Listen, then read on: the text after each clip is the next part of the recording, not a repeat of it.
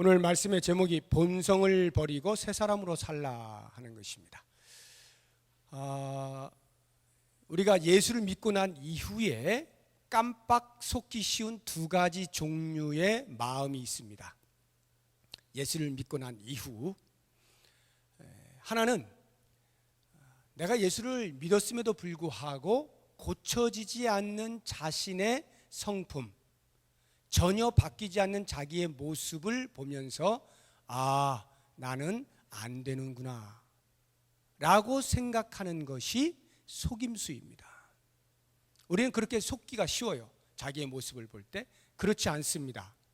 하나님께서 우리를 부르실 때는 그 수준으로 살라고 부르신 게 아니라 마침내 거룩한 그리스도의 성품에 이르도록 하시겠다고 하는 하나님의 절대적인 열심이 있다는 것 잊지 마시기 바랍니다. 또 다른 우리의 속음은 무엇이냐면 그와는 반대입니다. 예수님을 내가 믿고 있는데 예수님 모든 죄를 다 사하셨으니까 이제 나는 완벽해 라고 하는 생각을 하는 것도 역시 또 다른 속임입니다. 그렇지 않습니다. 우리는 예수를 믿어도요, 거듭났어도요, 즐깁니다. 우리의 본성이 즐겨요. 그래서 그렇게 하루아침에 그리스도처럼 살아가지 못합니다. 매우 즐긴 것이 우리의 본성이에요. 그래서 이 두 가지 양극단에 있는 속임으로부터 우리가 벗어나서 이제 오늘 말씀을 통하여서 과연 거듭난 사람이, 본문으로 하자고 하면 하나님에 의하여서 애굽에서 나온 이스라엘 백성임에도 불구하고 그의 삶을 보게 되면 하나님으로부터 끊임없는 책망을 얻고 심판을 받고 하는 이유가 무엇인가 하는 것들에 대해서 우리가 살펴보고 과연 어떻게 그 본성으로부터 이겨나 하나님이 원하시는 새 사람으로의 삶을 살 것이냐 하는 부분에 대해서 오늘 말씀을 보면서 도전을 받는 시간이 되었으면 좋겠습니다.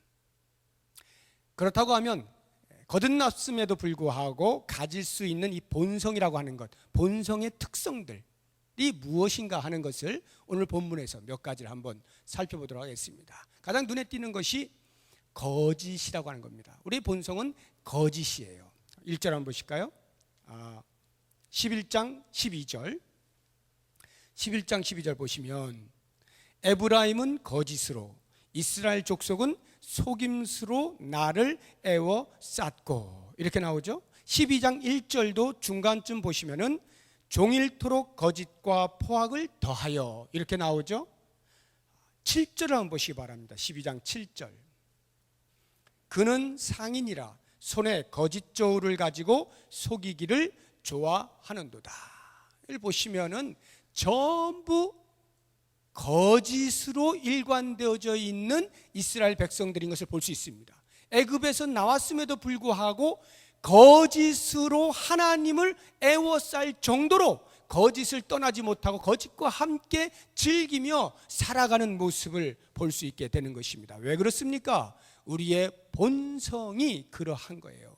그 본성을 버리지 못하니까 거짓을 일삼는 것입니다. 그래서 예레미야서 17장 9절에 보면 만물보다 부패하고 거짓된 것이 사람의 마음이라 이렇게 이야기하지 않습니까? 우리의 본성, 이 마음은 원래 만물보다 더 부패하고 거짓된 것입니다. 그래서 사도 바울도 그 사실을 알고 골로새 교회 교인들에게 이렇게 이야기를 합니다. 3장 9절에 너희가 서로 거짓말을 하지 말라. 옛사람과 그 행위를 벗어버리고 그 골로새 교인들에게 거짓말 하지 마. 옛사람을 벗어버려. 거짓이 곧 옛사람의 성품이다 하는 것을 말해주고 있는 것입니다. 그렇죠. 아담이 타락할 때에 작용되어진 것이 사탄의 꾀임이 그 거짓 아닙니까? 거짓에 그만 노출이 되어졌을 때에 그 이후로 모든 인류는 거짓과 함께 본성을 가지고 태어나게 되어 있는 것입니다. 마귀가 그 마음속에 거짓을 심어 놔버린 거예요. 그래서 예수님께서 그 마귀를 가리켜서 거짓의 아비라, 마귀는 거짓말쟁이다, 거짓의 아비다, 이렇게 말씀을 하시지 않습니까? 우리 모든 인생의 본성은 거짓과 함께 살도록 되어 있는 것입니다. 그러니까 거듭났다 할지라도 본성을 좋아하면, 본성을 쫓아가면 반드시 그 사람은 거짓말하게 되어 있어요. 각자 삶을 한번 돌아보십시오. 나는 거짓말하지 않는 사람인가? 잘 돌아보세요.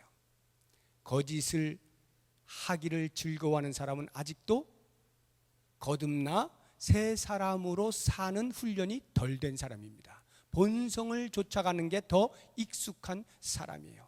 그런데 거짓말 한번 하는데 그냥 진땀이 뻘뻘 나는 사람 있죠. 이런 사람은 많이 훈련된 거예요. 많이. 그래서 점점 그 사람은 거짓으로부터 멀어져 갈 수 있는 거리가 가까이 왔어요. 그리스도께로 가까이 왔다, 이렇게 보아도 무방합니다. 그런데 틈만 나면 거짓말을 하는 사람은 아직 멀었구나 하는 것을 알면 됩니다. 이 거짓이라고 하는 본성이요, 문제는 그 다음에 있습니다. 그냥 거짓말하는 것으로 끝나는 게 아니에요. 그 다음 이야기가 전개가 되는데, 그게 바로 나는 거짓말하지 않았어, 나는 죄인 아니야 라고 말을 하는 게 더 큰 문제입니다. 한번 보실까요? 12장 8절 12장 8절 같이 읽어보겠습니다. 에브라임이 말하기를 나는 실로 부자라, 내가 재물을 얻었는데 내가 수고한 모든 것 중에서 죄라 할 만한 불의를 내게서 찾아낼 자 없으리라 하거니와. 돈을 많이 벌었는데요, 그 바로 위에 뭐가 돼 있어요? 속이는 저울, 거짓 저울이 나왔잖아요. 저울추를 각각 다른 무게의 저울추들을 주머니에 딱 넣어갖고 다니다가 유사시에 필요할 때마다 그때 저울추를 바꿔서 다는 거예요. 그래서 거기에 따라오는 이득을 취득함으로써 부자가 된 이 사람들이 말하기를 나는 수고해서 얻었다는 거예요. 이 많은 재물들 내가 다 수고해서 얻었고 어느 누구도 감히 나에게 대하여서 너 죄지었구나 라고 말할 수 있는 사람 아무도 없을 거야 라고 생각을 하는, 자기 의 가운데 빠져 있는, 이것이야말로 진짜로 문제인 것입니다. 나는 죄 없다 라고 말하는 여기가 거짓보다 더 심각한 거예요. 사도 요한이 요한일서 4장에서 그런 말씀하고 있지 않습니까? 요한일서 1장에서 만일 우리가 죄가 없다고 말하면 스스로 속이고 또 진리가 우리 속에 있지 아니할 것이요. 우리가 죄가 없다라고 말하는 것은 우리 스스로를 속이는 거예요. 우리 안에 진리가 없다고 해도 과언이 아니에요. 그런데 본성을 쫓아 사는 사람은 나는 죄 없어 라고 말을 한다, 이 말이에요. 죄 가운데 있음에도 불구하고. 그 다음 이 본성의 특성을 보게 되면 마음에 정함이 없습니다. 정함이 없어요. 11장 12절 다시 한번 보시기 바랍니다. 11장 12절.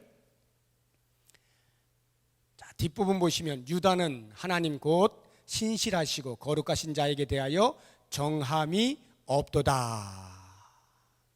12장 1절을 보시면 에브라임은 바람을 먹으며 동풍을 따라갔다 이렇게 말하고, 그 뒤에 보시면 아수르와 계약을 맺고 기름을 애굽에 보내도다 이렇게 말하고 있죠. 11절 한번 보시기 바랍니다. 12장 11절. 길르앗은 불의한 것이냐? 과연 그러하다. 그들은 거짓되도다.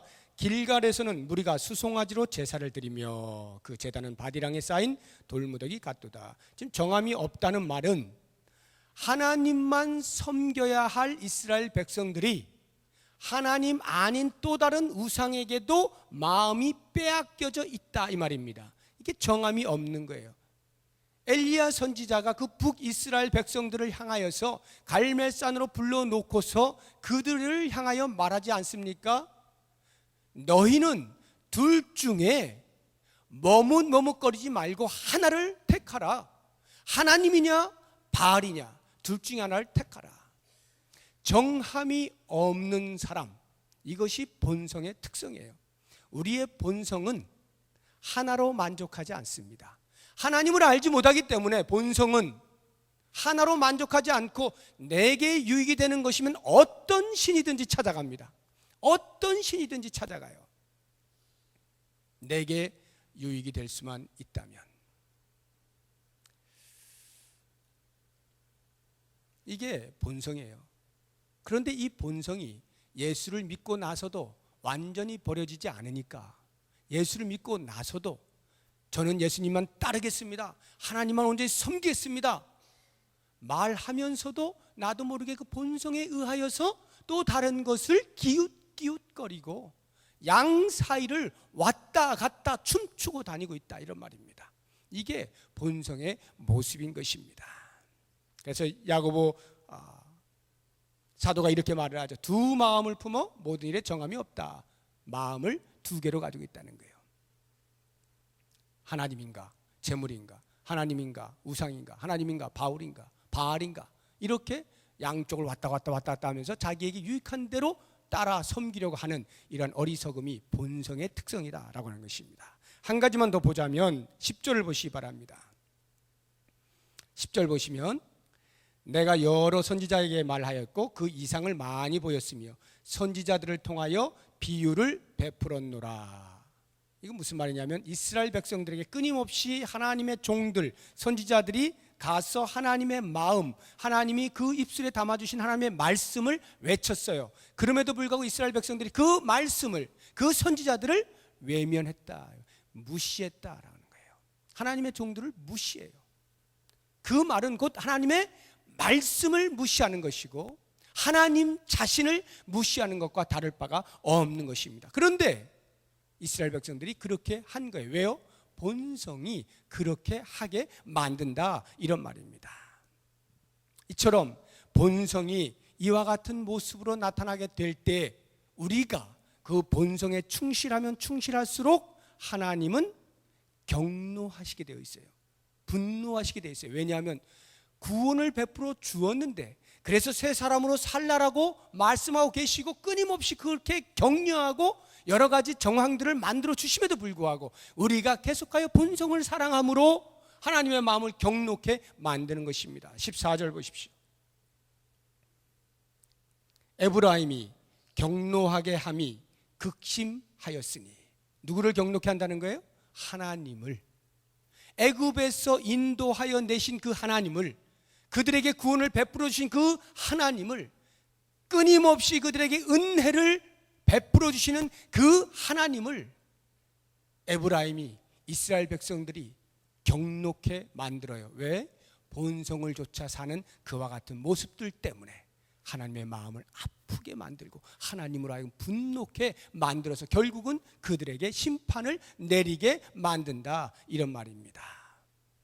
사랑하는 여러분, 우리의 본성은 하나님을 버리고 이와 같이 하나님의 마음을 아프게 하고 하나님의 마음을 경노케 만드는 것뿐입니다. 그런데 우리 하나님은 원래 우리에게 구원을 베푸실 때 그런 삶이 아니라 하나님을 기쁘시게 하는 삶, 새 사람으로의 삶을 살기를 소망하시고 그렇게 부탁하시고 그렇게 살게 하시고야 마시는 겁니다. 그런데 우리가 자꾸 딴전 피우고 하나님의 마음을 아프게 하는 본성을 쫓아가는 삶을 살곤 한다, 이 말입니다. 바로 이와 같은 이스라엘 백성들의 어리석음 때문에 하나님께서 그 본성을 좇는 삶이 어떠한 것이냐라고 하는 것을 알려주시기 위해서 한 사람을 예로 들었는데 그것이 바로 야곱이에요.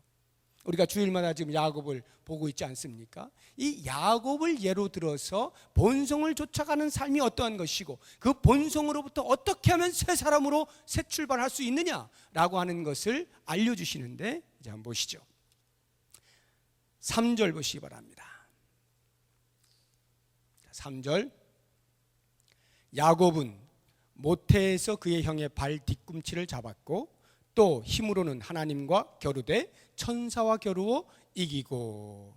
여기까지 보시게 되면 야곱이 어떠한 사람인가 하면 대단히 교활하고 엄마의 뱃속에서부터 자기의 목적을 성취하기 위하여 물불 가리지 않는 아주 비열한 그러한 사람이라는 것을 알 수가 있습니다. 사기에 능하고 거짓말에 능하고 본성을 쫓아 살아가는 사람의 대표적인 주자가 이 야곱이었어요. 그 야곱을 하나님께서 들어서 야곱을 봐라 하는 거예요. 얼마나 본성에 충실한 사람이었더냐, 얼마나 본성에 충실했으면 하나님께서 그에게 찾아오셔서 제발 이제 그 본성 좀 버려, 이렇게 말씀하신데도 불구하고 그 권면을 듣지 않고 버티는 이 씨름을 하나님과 계속하고 있는 거예요. 야곱이 어디에서요? 야복나루에서 계속 버티는 거예요. 안 넘어지려고.